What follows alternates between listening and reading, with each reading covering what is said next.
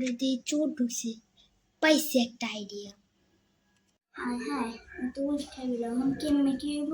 এতটাই চালাক ফোনের টর্চটাও এমনকি জ্বালায় রাখছে। এখন কেমনে কি হইব? চিন্তায় আছি। বাবা বাবা, তুমি এখানে আসো বাবা, আমি তোমাকে মারবো না। আমি না স্বপ্নতে দেখি কি আমাকে কে জানি মেরে ফেলেছে, আর কে জানি আমাকে বাঁচাতে আসছে। ওর নামটা জানো কি?